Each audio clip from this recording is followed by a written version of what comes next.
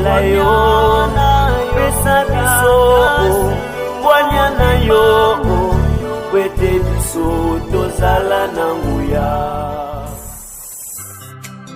Tata Nzambi ngei mpeve yeto antu avanga muna fwani jabu. Tata Nzambi ngei mpeve yeto antu avanga muna fwani jabu. Tata Nzambi ngei zola yeto antu abumba muna moko maku. Tata Nzambi ngei zola yeto antu abumba muna moko maku. Utuloluka kwete tata utumfuile kenda.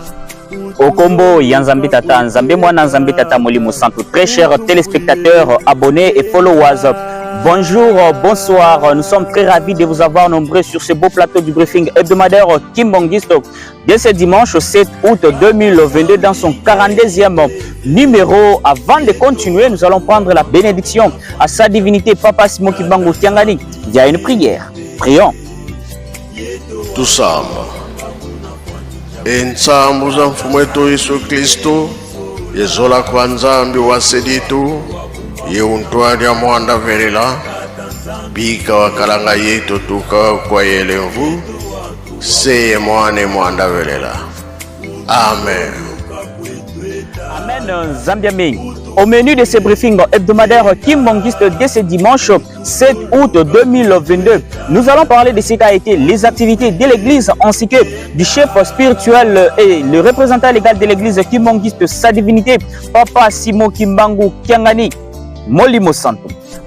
Nous allons vous faire vivre le déroulement du culte dominical du 31 juillet 2022 dans des pays, provinces, villes, communes. Si après nous serons en Kamba, la nouvelle Jérusalem, nous allons nous rendre dans la ville province de Kinshasa. Nous serons à Lukala, nous allons nous rendre dans la commune frontalière de Mokambo. Nous serons dans la province de la Chopo, nous serons en Tunisie, en France, en Allemagne. Nous allons atterrir aux États-Unis. Nous allons vous parler des activités hebdomadaires de sa divinité Papa Simon Kimbangu et Kiangani depuis la République du Congo Brazzaville, d'où nous allons commencer par la journée du lundi jusqu'à la journée du vendredi 3 comme d'habitude. Nous allons écouter le message matinal de sa divinité Papa Simon Kimbangu Kiangani du samedi 6 août 2022 depuis la République du Congo Brazzaville. Si nous sommes en harmonie avec la technique, nous allons leur demander de nous balancer un cantique qui va nous accompagner tout au long de notre briefing hebdomadaire Kimbongiste 10 jours. La technique, à vous l'antenne.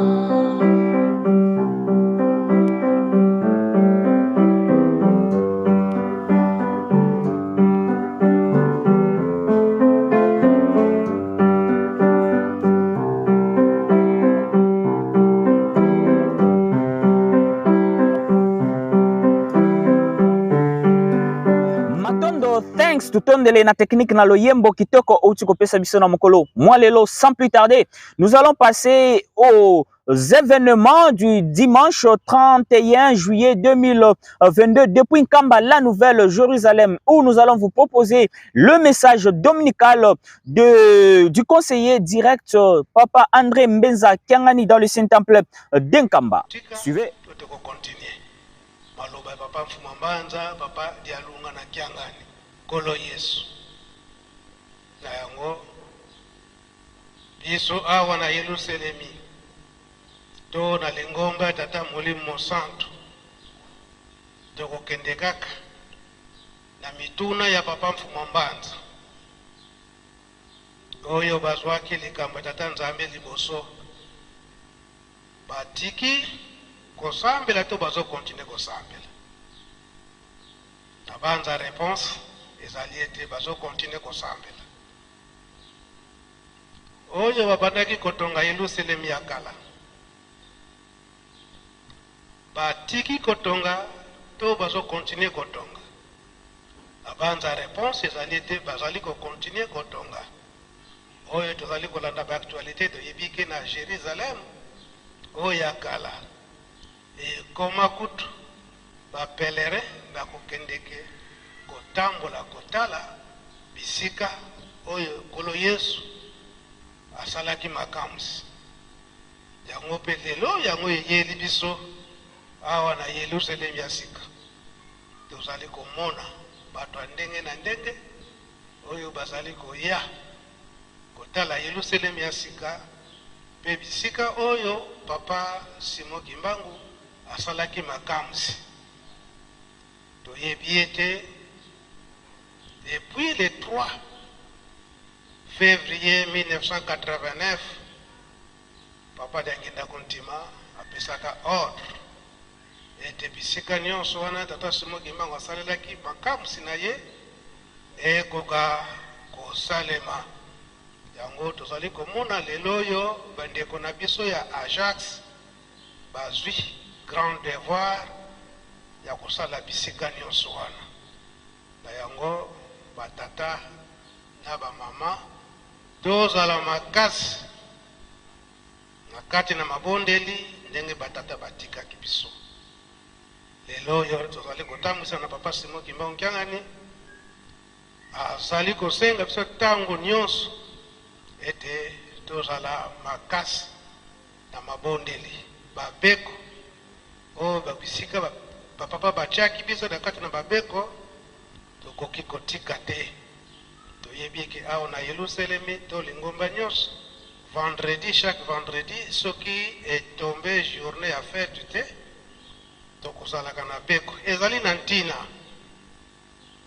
Yango awa na kati na Yerusalemi papa ale 28 mai wana vabi matikali kolobete ngai na kei tina mususu te na tina ya kowelela bapate o baza na Congo Brazza oyo bazali ete bazali kobundisama na Satan banda tango wana atikaki biso na kati na mabondeli ye alobaki ete ngai na ke na kobosa na bino te na mabondeli bino pe na kati na Yerusalemi kobosa na te na kati na mabondeli kuna pe na kobosa na te na misala awa pe na Yerusalemi misala botika te.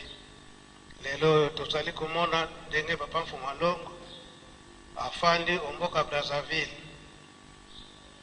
mabondeli bazali kotika te.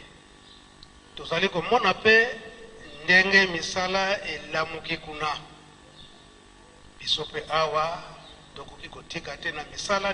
Ramenons-nous dans la ville-province de Kinshasa où nous allons vous faire vivre le tour des chants entonnés par le Gaki de la paroisse Matete.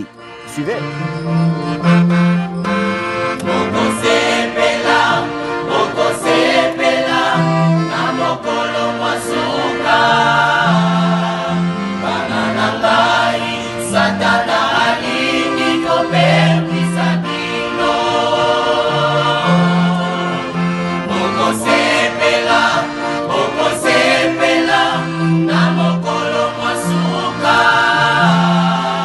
Banana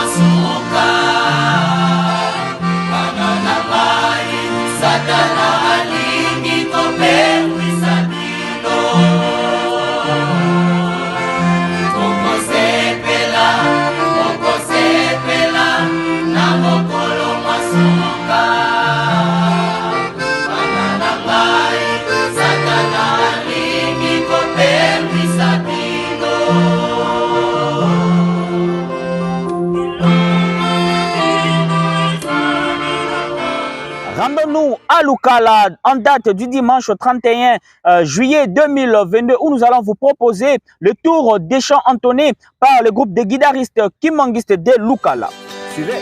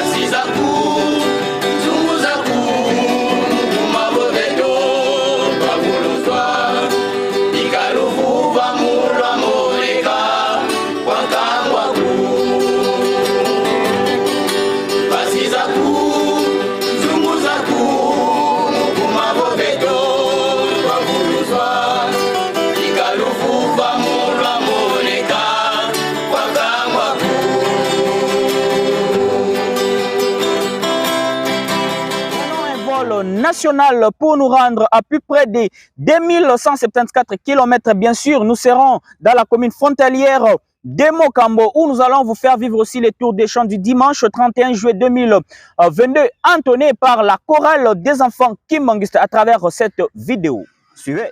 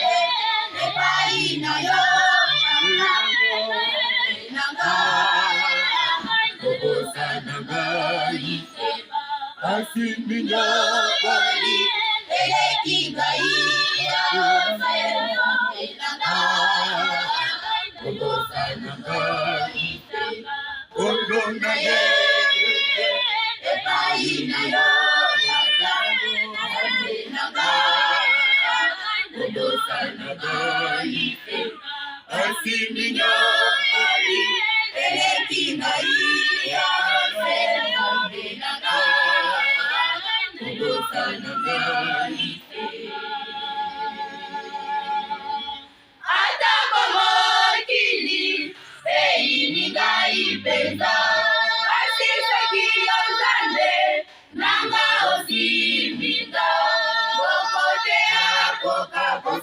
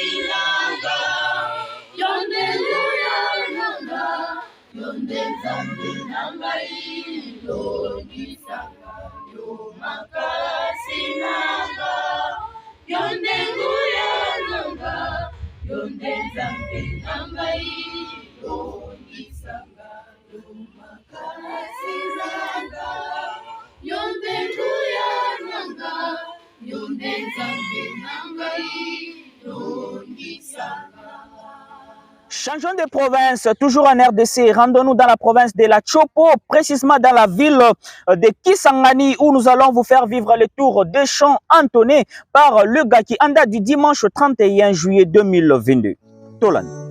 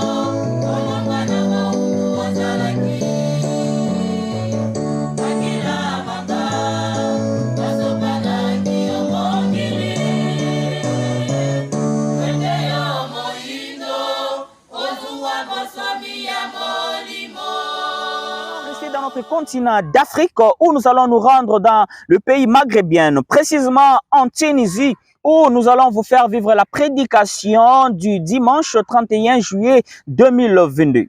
Suivez.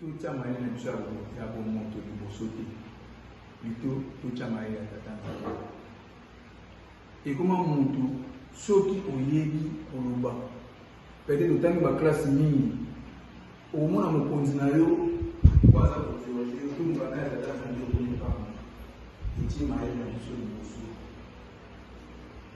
nous sommes au moins santé naïe et là madame à ça nous avons fait la vie mais ça va nous parler plus si on vous a bien si on l'a la collage ou la moto mais au moins on doit amener la manière pas ça mal quelqu'un nous a demandé pour protéger pourquoi à ça pour mon à ça une mission casse naïe mais nous sommes pour comprendre la réalité et ça va parler à nous sommes. Prenons un vol international pour nous rendre en République française, précisément dans notre paroisse de Paris, Saint-Denis, où nous allons vous faire vivre la parade du mouvement social de surveillance Kimbongiste en présence de la conseillère directe Maman Marie Mouilou Diangenda en date du dimanche 31 juillet 2022. Suivez.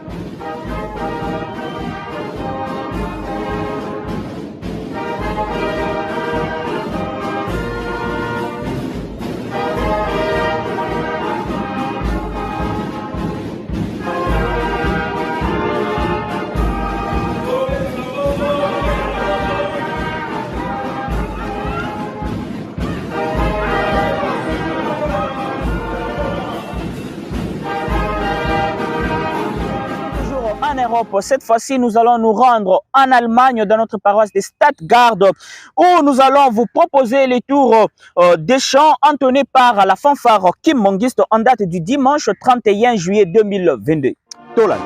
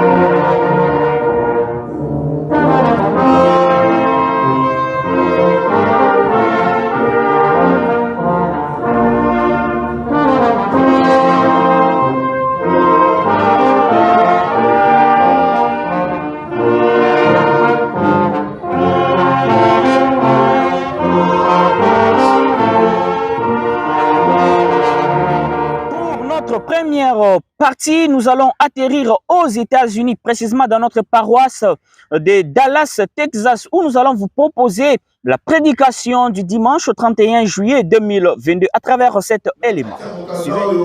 Papa Moïse a répété le sous-bible de Papa Moïse et Sibango. Oyo alliance ezali awa ezali alliance oyo tata Nzambe a traité na biso ba etozali awa lelo vivant.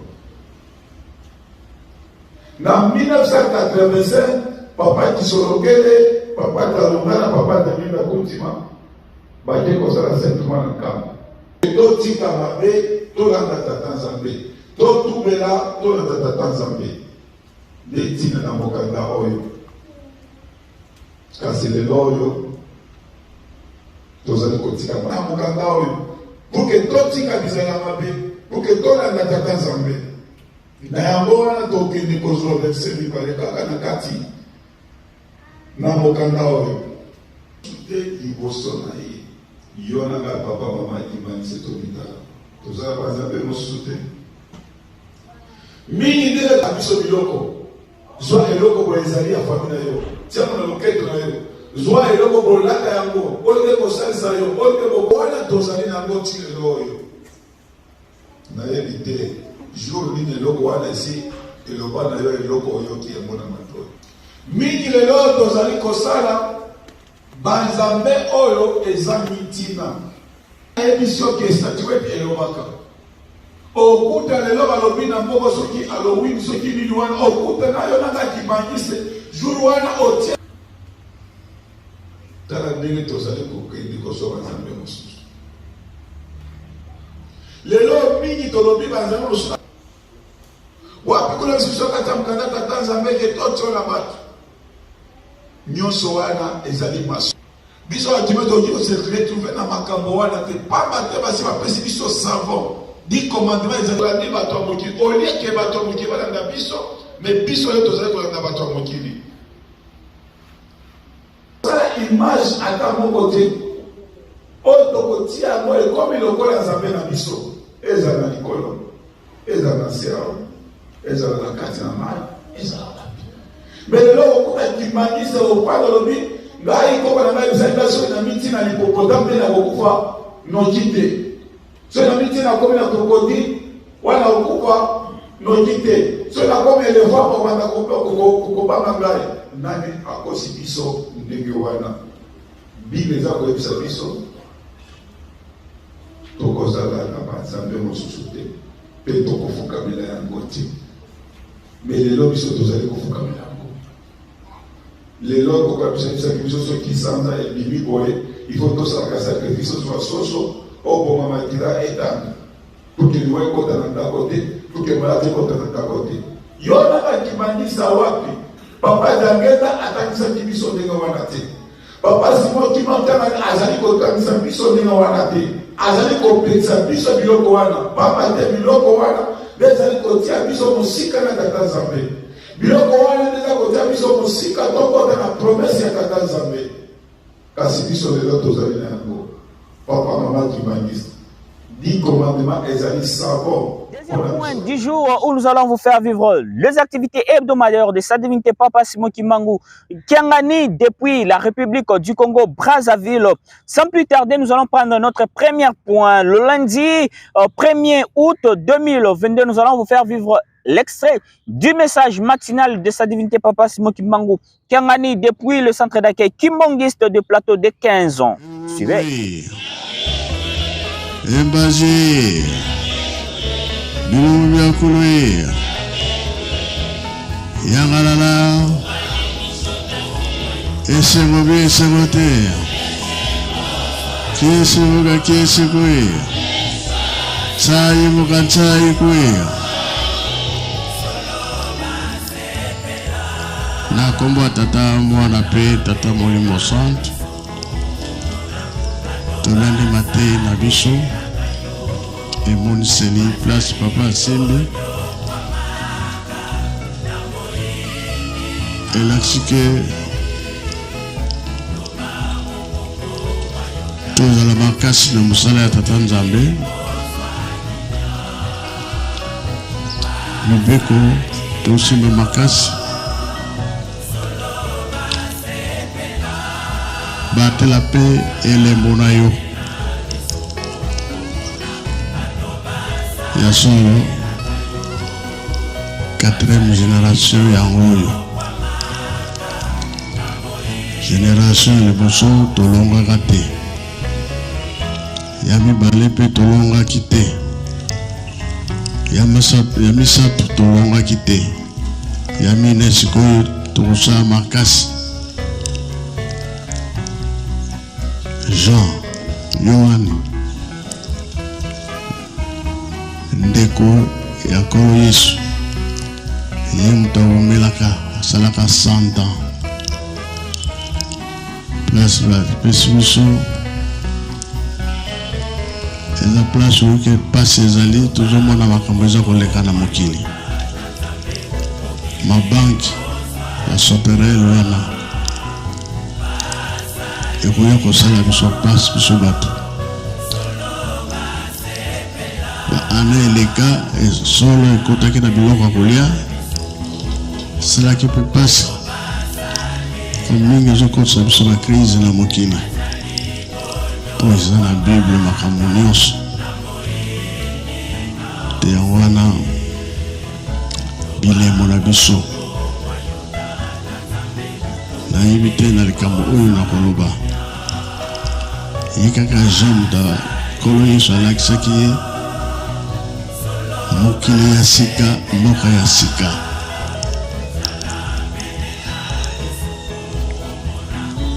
toyebi nanu te soki mboka ya sika yango ekita bie ezali nanu bino bomoni ndenge nini papa paster mokili ya sika na mboka ya sika ezali bie nanu te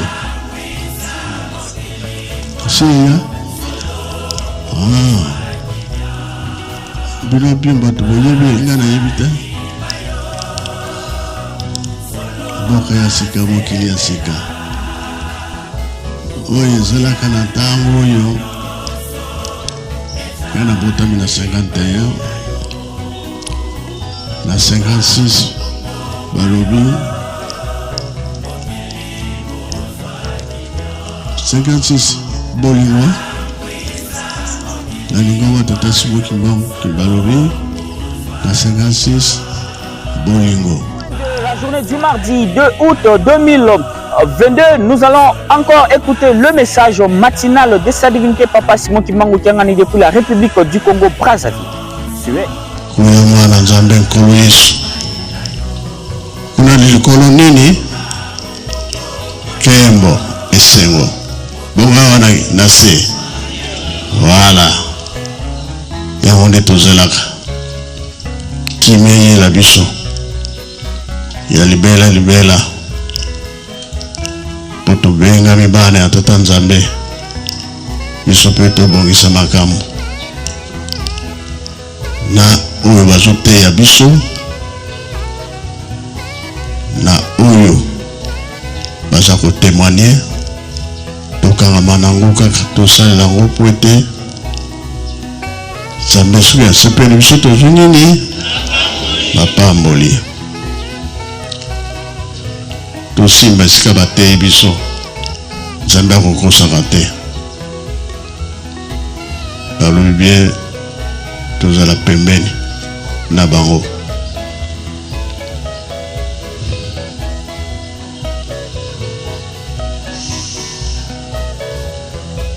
place bateyi biso epesinga makanisi mingi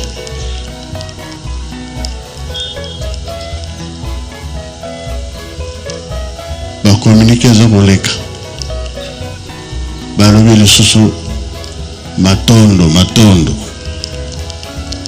bongo matondo ya Brazzaville tozalaka yango eutaka na Kinshasa bibubu ekena nkamba kotaka na caisse générale po esalaka misala molandi mpe molandi te tosalela mpe tosalela te tosalela yango likambo moko na koloba témoignage pe bakopesa yango ndenge bapapa batika biso na France toza na Saint-Denis toza na Saint-Ouen alors oyo na koloba papa Kulutu asali enveloppe ngai babengi ngai papa toza na mbongo papa Kulutu apesa ya matondo komelaki mpe ngai natindaki mpe na nkambo papa matondo nayebi te ntango wana soki ozalaki na Saint-Ouen soki na Saint-Denis na likambo tolobi soki oyebi yango soki oyebi te biso toyebi te. La journée du mercredi 3 août 2022 à laquelle nous allons vous proposer un extrait du message matinal de sa divinité Papa Simon Kimbangu Kiangani depuis le centre d'accueil Kimangiste des plateaux de 15 ans à travers cette vidéo. Suivez. esika wana tulengaka chai na chai na komba tata mwana pe tata Molimo Centre tolandi matei na biso tina mibeko mabunga nyonso ezali nini tango inde tozala mayele Matthieu 5 kolo Yesu balandaki na bato ebele oyo apesaki bango na Matthieu 5 lobiko ya moto nde yango wana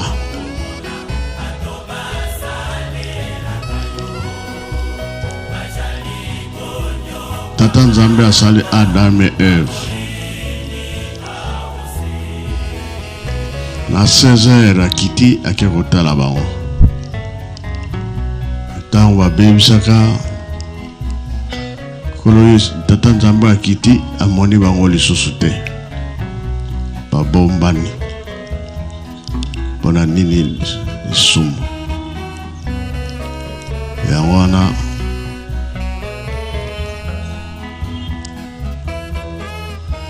kobombana wana soki osali likambo ke Nzambe asepeli te ememi yo na liwa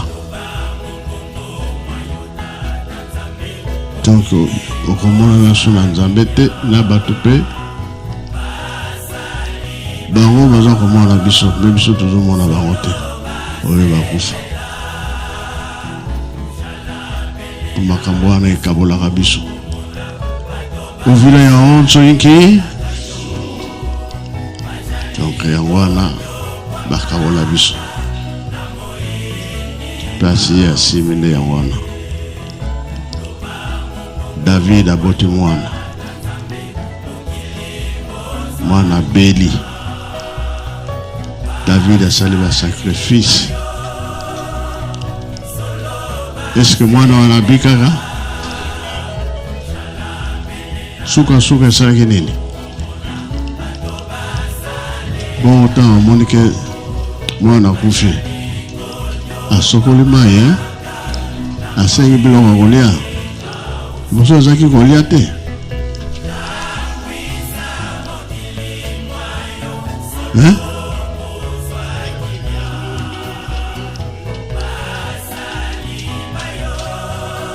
na banzembo ya ndenge na ndenge na mabondeli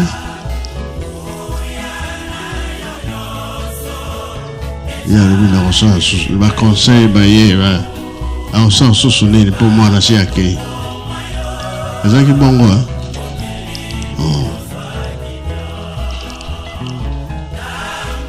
donc kati ya mbila soki akwei na ntongo asali nini akomata na après-midi. La journée du jeudi 4 août 2022, une exception est faite. Nous rappelons ici que cela fait 71 ans que la structure de l'Union de la jeunesse Kimbangiste existe au sein de l'église Kimbangiste. Ici, nous allons nous rendre en République du Congo-Brazzaville, précisément au plateau de 15 ans, centre d'accueil Kimbangiste, où nous allons vous faire écouter l'extrait du message circonstanciel de sa divinité Papa Simoki Mangutengani du jeudi 4 août 2022. Suivez. Ya salisaki baza koya na Kinshasa tina kamba bisika nyonso surtout awa oyambaki ebele makambo mpe eza kotambola bien bango toloba nanu te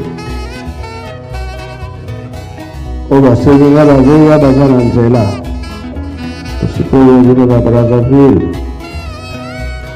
bango bino bini kolala ba place mosusu te hotel te nini te na paroisse to mpona place ya malamu te bana kolalisa bato wakabia batalasi bioya batalasi ndenge batalasi bokolalisa na batalasi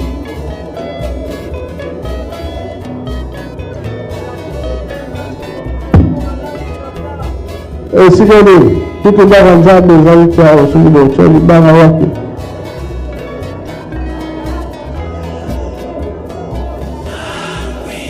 Papa, la tour de 15 ans est le centre ici à Wapi. Bâtiment surtout par le Komora. Madame nous a fait une demande que dans sa centre et il pas maté, il a eu masse déjà. Et si il a vu le kilomètre était pas le mieux de papa Boya avant la plateau de 15 ans. Donc le combat était ça même biso dans le début de l'État, biso danse, les amis. Nous nous avons dit papa tout il s'est arrêté. Biso mieux c'est tout le bagage à faire. Tout va revenir ça. Now aussi que tu là où vous allez là, ils sont mieux que tout le papa Mathieu du Levangandé Kaka papa. Nous nous dit, au côté ça touche ma casse, au côté ça touche ma moyen, quand tu as fait le papa, tu l'as saqué, il a fait le, tu as eu Simanayo, tu te touches à la où il a dit que tu l'as dit papa. Oui, depuis le paquet on a 21, Botanga. Tout le monde est quoi ça Mayele? Mayele, les amis, les amis papa. Et bien, toujours au travers.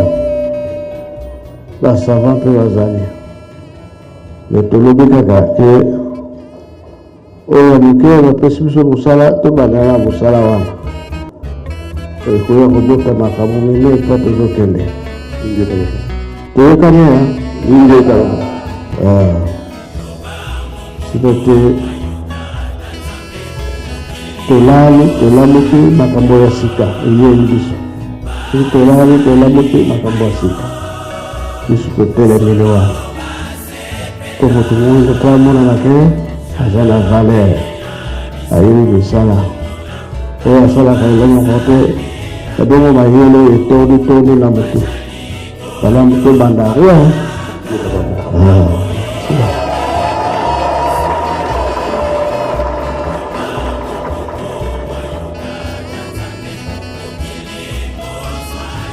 biso tobi ekoya la indépendance ya molimo ewuti na likolo likambo kawati yango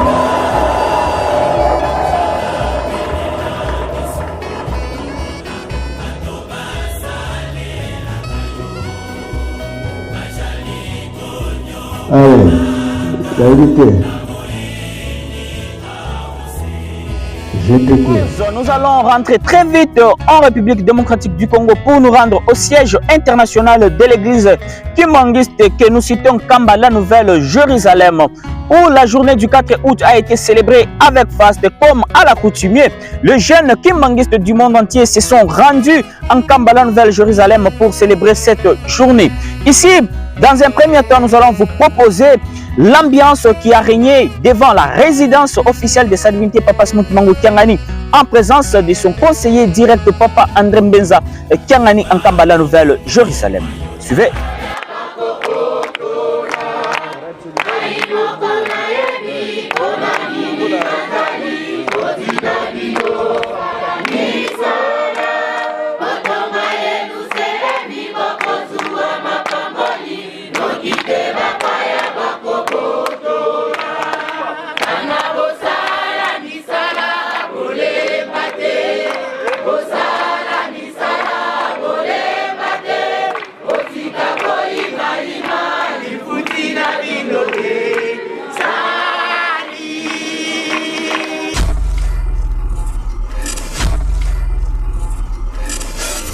Ijiki oye!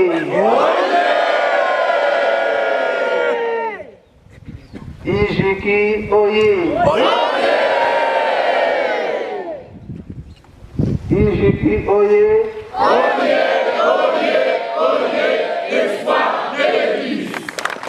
Lelo ezali une grande fête ya jeunesse kimbangiste. Le 4 août, et puis ça met la biso ba jeune. Ali bien ami na biso tozana ya chaque année le 4 août, oyo papa Simo Kimbangu kianga na pesa na biso ba jeune. O papa denge na kunti mamona ki biso ba jeune na vallée. Yango to yaka chaque année kwa ko sepelisa e. Pona tout kimbangiste, papa azala na nkamba te. Nous sommes obligés à combattre na Yerusalem. Yende ko se ressourcer parce que source de ravitaillement pour na monde million so ezali nkamba. Source de ravitaillement pour na ba jeune ezali nkamba. Mingi baso bakenga za jeune te. naza fétiste, naza kosa déjà, naza jeteki, naza koreki et tout consort. Mais nzokande la jeunesse qui mangue sur l'église tout entière, ndenge papa utukolo bango, c'est-à-dire biso nyonso tozana kati ya ijiki. Na kati ya ijiki de ba mouvement nyonso ya lingomba ezali. Boyete. Na ba mbuta na ba pasteur pe na ba représentant. Leo la baba représentant za wana lelo yoka kwa mtu mona nipo oza représentant ya ville sainte ce qui tende a. Peut-être na baba tukembo za wana. Esengo na biso ya kozwa réponse ya makambo etungisaka biso oyo etungisaka jeunesse kimbangisi oyo etungisaka fonctionnaire kimba jeune kimbangisi. Nzambe na biso papa Simon Kimbangu Kyangani alobaka mieux-vaut kosala na absence na ye que na présence na ye. Na mutu azwa conscience yango wana ba jeune kimbangisi à travers le monde. Papa Fumwa Longo papa Diange na konti malobi na biso.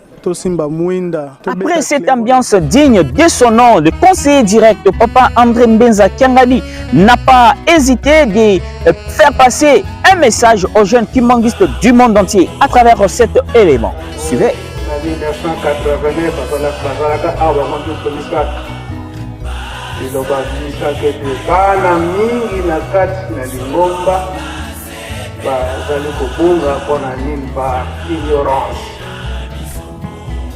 ignorance wana alikosulia ngo malamu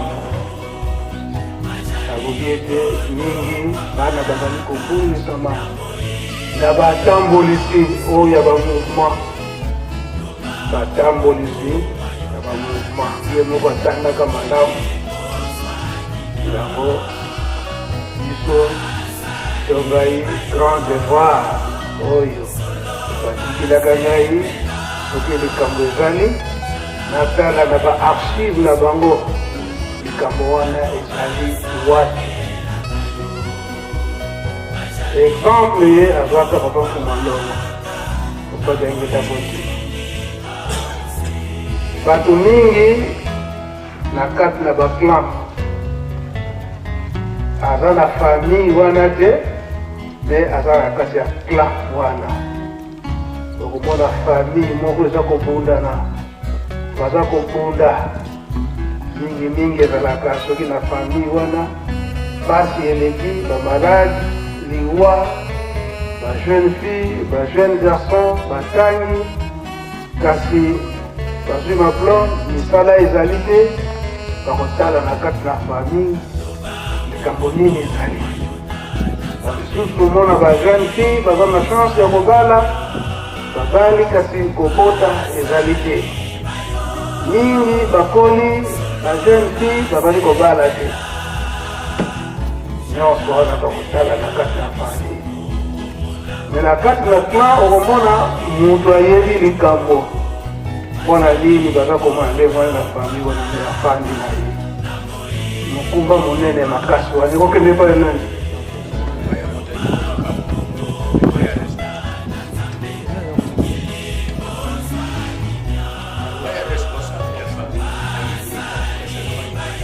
alobaki te ya ndenge wana eza makasi mpenza pasi na kati na likambo ya tata Nzambe oyebi likambo oyo eza kokotana kasi obimisi te me yebaka te ntango oza kobomba ngo bo mingi ezalaka ete naza kobanga na ngai po bakosala nga mabe bakosala ngai boye kasi bato baza na pasi yango lelo ngai nakoloba mingi te tokozala na mwa patience yango nazosalelaka ntango nyonso na bamouvement nyonso oyo ezali kolia awa na ngambo eso na biso tokotire kaka silence awa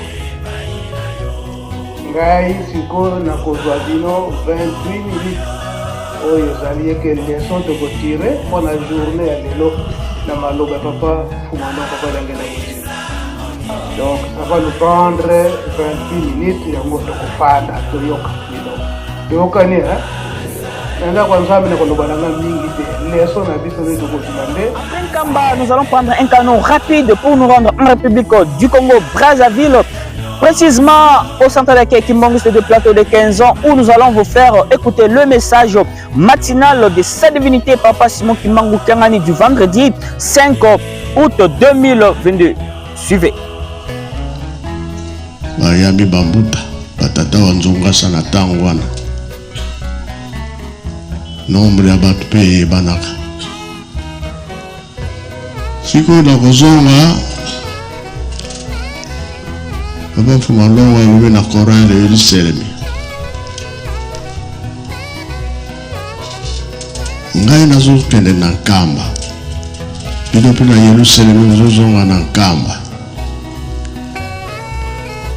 bino bokende makolo ngai nakokende na voiture tokotala nani akokoma liboso na Yerusalemi na muta makolo na muta voiture nani akokoma liboso muta voiture soki mpe miracle ezalaka ko Coran de Yerusalemi balongwe babanda kokenda makolo batala mpe papa yeyo aleki bango azokende na voiture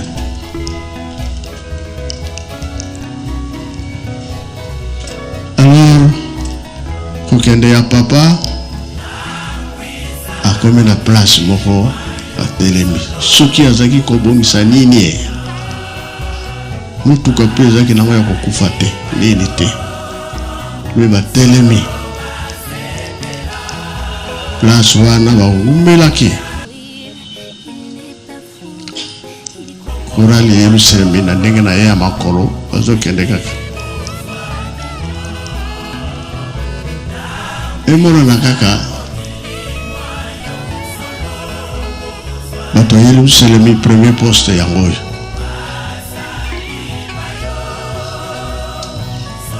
ko ozokoma na premier poste voiture ya papa nde elandi nsima banani bakomaki liboso bato makolo nde bakomi liboso wana miracle mo miracle te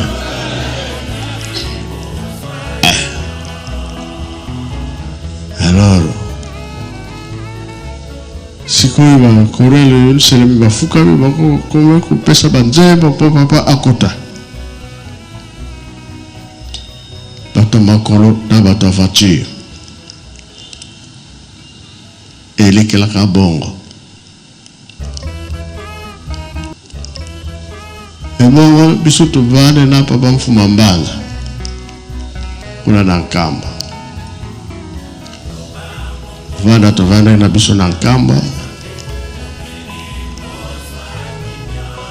lundi tozalaki bien mardi ayambi biso nyonso tozalaki bien na bana mercredi moi mobimba tozalaki na biso bien tozongi na bandako na butu tozolanda ngombe nsuka na papa mbenza mosusu atendi surveillant na butu papa lobi bokende betukabonaki betosenganaki makambo nyonso. Point 3 et dernier point du jour, nous allons écouter le message matinal de sa divinité Papa Simon Kimbangu Kiangani du samedi 6 août 2022. Yemoteyo kamalo batata mokonzi abule tokozwa pe popote tokende omboka Brazzaville esika wapi tokoyoka mongongo ya tata molimo santu ya tongo ya samedi 6 août 2022. Na yango tosengi na ba passager nyonso ba serrer ba ceinture pamba te tolingi to décoller. Pilote, allons-y.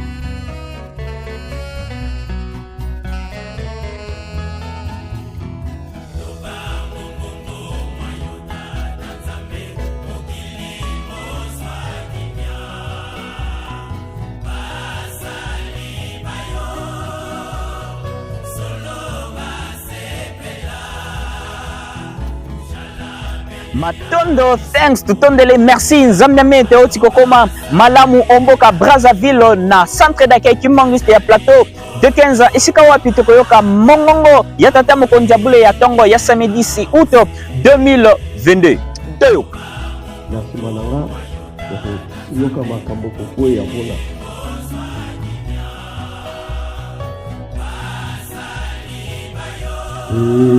Koyokao. Sasa ilingane tegere baza kurugula makambo independence alwaki ya sordo ya lugita lawa bilo bozalaki ya musique bozalaki musique nano kote na tango wala kote yana kota na kota.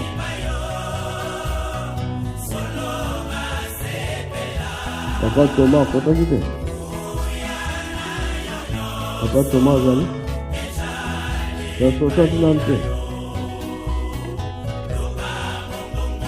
La photo qui l'a fait.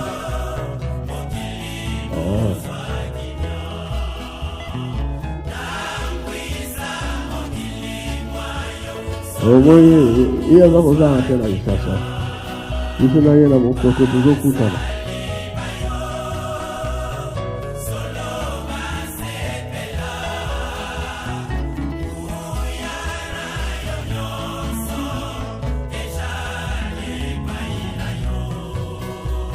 Merci Papa Nzambe Nabiso. Ezalaki le 4 janvier 1959. 3 soldats d'Armageddon bakimaki. Bango misato wana biso tozala kozala na Lingwala. O kala wana bakobenga ngo Saint-Jean. Bazalaki bango misato bakimaki. Bawutaki na Léo 2 na Kintambo. Moko atikalaki epai na biso, mosusu akendeki na mboka sika, mosusu akendeki na ndolo. Maintenant bitumba ebimaki na wenze ya somba ya bayaka na monkoto. Donc bitumba ebimaki wana. Maintenant tangu bitumba ebimi, bango bayaki mpona koya kobisa biso bato mwingi. Maintenant biso toyo kosala pillage. Yango na tomonaka soldat d'Armageddon attaqué le boko na Elongo. C'est-à-dire le 4 janvier 1959, makambo ya l'indépendance ebimaki na Léopoldville. Papa ayaki awa, ayaki na Brazzaville kovanda awa tango makambo wana ebimaki. Bakangi bato ebele bakangaki bato ebele. Donc bamindele baza kokima bango baza komona bandako etage wana eza kokweya bana baza kotikala na mbeto ba voiture etikali bamususu batraverse awa.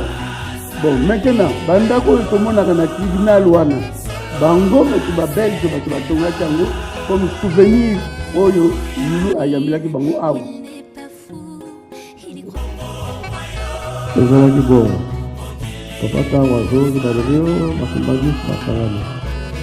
Papa alobi okenda kosala. Papa jangenda, luwa jangenda, batisere fatiga,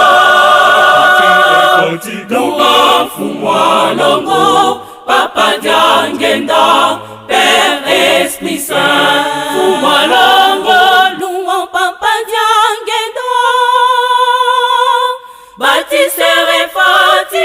Chers followers et amoureux du briefing hebdomadaire Kimbongisto, il est de notre devoir de penser à tous ceux qui nous encouragent nuit et jour d'où vous méritez nos dédicaces. Entre autres, à papa révérend pasteur Guy Kassongo depuis la commune frontalière de Mokambo, à maman Lydia Nkodia depuis Paris en France, à maman Mimse Okemba depuis Berlin en Allemagne, à maman Gloire depuis la ville de Lubumbashi, à maman Goretti Adassa depuis la ville de Lubumbashi, à maman Elda Mess depuis la commune frontalière de Mokambo, à papa Frank Nteka Zulu depuis l'Afrique du Sud, à maman Goliki Ngola depuis Kimpese au Congo central, à maman Michel Kims, depuis la Russie, à papa Ilinga Kameya, depuis la commune frontalière de Mokambo, à maman Louise Chingwell, depuis la ville de Lubumbashi, à maman Jolie, depuis la ville de Lubumbashi, à papa révérend pasteur Bavon Chisola, depuis la ville de Lubumbashi, à maman Nelly Luciama, depuis la ville de Mbujima, à maman Cynthia Kant, depuis la ville de Lubumbashi, à papa Gelor Ilunga, depuis la ville de Lubumbashi, à papa Blondel Kantele, depuis l'Afrique du Sud, à maman Shekina Malangu, depuis l'Afrique du Sud, à papa Guyefa, depuis Londres en Grande-Bretagne, à papa Smith Kapend, depuis la ville de Fungurume, à papa Cédric Koch, depuis Lille en France, à papa Wabe DT, depuis Bruxelles en Belgique, à papa Vital Mbia, depuis la ville de Lubumbashi, à papa Gauthier Saloumou, depuis la ville de Kasumbalesa, à maman Kasongo Antoinette, depuis la commune frontalière de Mokambo, à maman Brenda Loui, depuis la commune frontalière de Mokambo, à papa Augustine Kasongo, depuis la commune frontalière de Mokambo, à papa Jacques-Mé Anfri, depuis la commune frontalière de Mokambo, à papa Vigogne, depuis la commune frontalière de Mokambo, à maman Maoua, depuis la commune frontalière de Mokambo, à maman Sylvie Maoua, depuis la ville de Lubumbashi, à papa Gino, depuis la ville-province de Kinshasa, à maman Magui Bakajika, depuis la ville-province de Kinshasa, à papa JDL, depuis la ville-province de Kinshasa, à papa Bamvouila Lukombo, depuis la ville-province de Kinshasa, à maman de Souzamianda, depuis la ville de Lubumbashi, à maman Ornella Malela, depuis la ville de Lubumbashi, à papa Phoenix, depuis la ville de Lubumbashi, à maman Anna Zoli Zoli, depuis la République du Congo Brazzaville, à maman Aldé, depuis la République du Congo Brazzaville, à maman Priscilia Bidunga, depuis la République du Congo Brazzaville, à papa Saint-Denis, depuis Maine aux États-Unis, à papa Ndongala, depuis Maine aux États-Unis, à papa Akoyason, depuis Goma au Nord Kivu, à maman Chance, depuis Goma au Nord Kivu, à papa Joël Bantouma, depuis Dallas, Texas aux États-Unis. Merci infiniment à tous et continuez de nous soutenir et de prier pour nous permettre de nous améliorer. Bon dimanche et bon début de la semaine chez vous. Ciao et à la prochaine.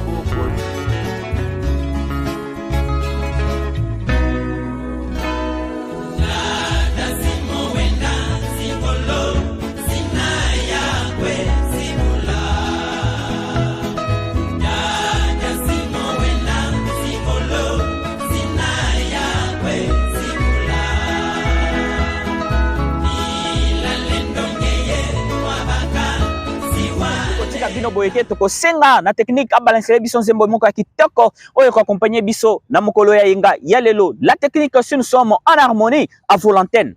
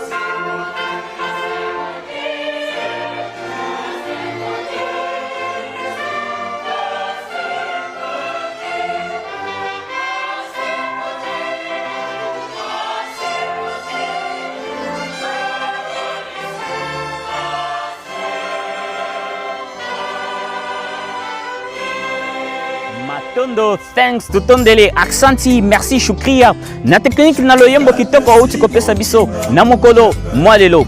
Yambo to sil sa briefing na biso mokolo mwalelo, to kopesa ba remerciement pe ba reconnaissance na biso na ba banso bazali ko continuer ko komela biso na se ya chaîne YouTube na biso ya Ratelki Mokambo.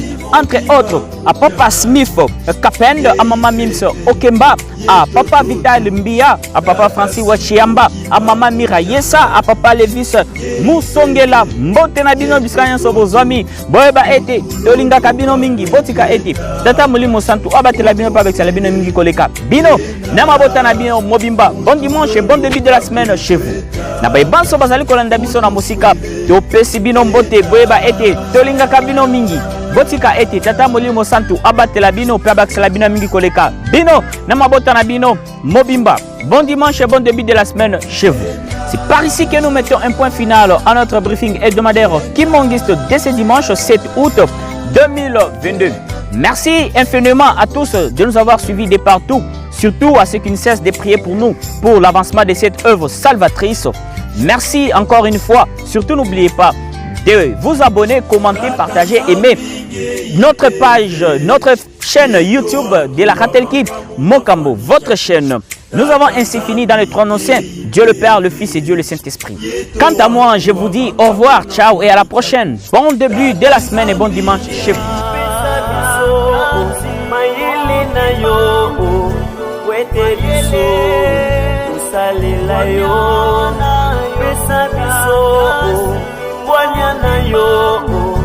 Kwete biso tozala na nguya.